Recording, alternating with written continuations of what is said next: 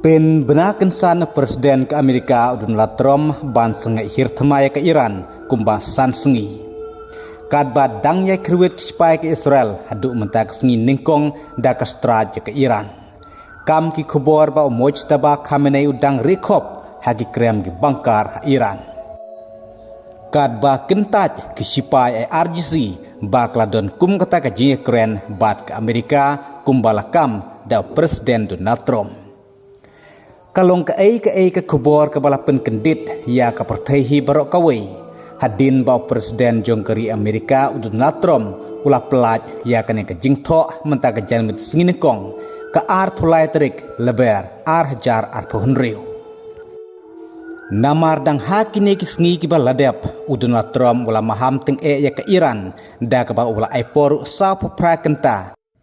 ya ke Iran bahkan plibiang ya ke Strait of Hormuz lim kumta ke Amerika kan sakrwit ya ka power plan ka bahedu jong ka Iran kumta kad ba ke Israel kadang yai peteng ban krwit ka straj ke Iran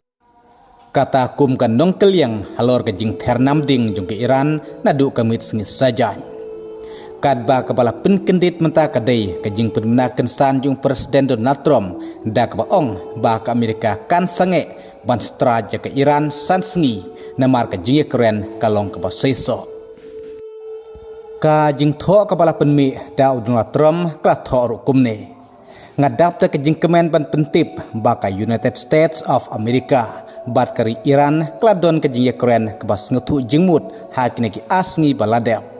bat ka jing keren ka deiru hakaba ya dei bat ka nek balaja mentah Middle East hakaba ka jing keren kandang yai peteng ha ka nek tayo bat ngelap tharu ya ka Department of War ban sange no shwa ban bom ya ka power plant jong ka Iran ba ki energy infrastructure kumpa sansngi namar haka jinge keren kalong ka job bat ka jinge keren kandang yai peteng kum taru ngai kublei halor ka ne ka jing ngap ka jong phi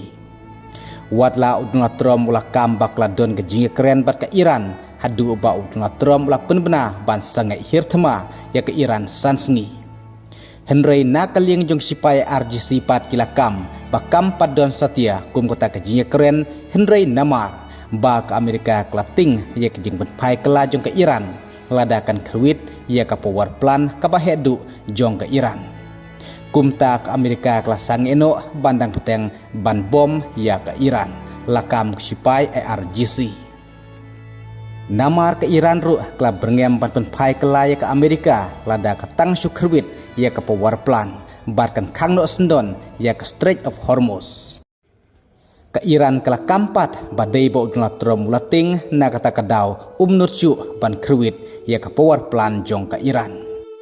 kum taru ke jing penkesan kadai baro arliang ngin se pe dei ke jing keren jong Donald Trump lane dei ke jing kam jong sipai RGC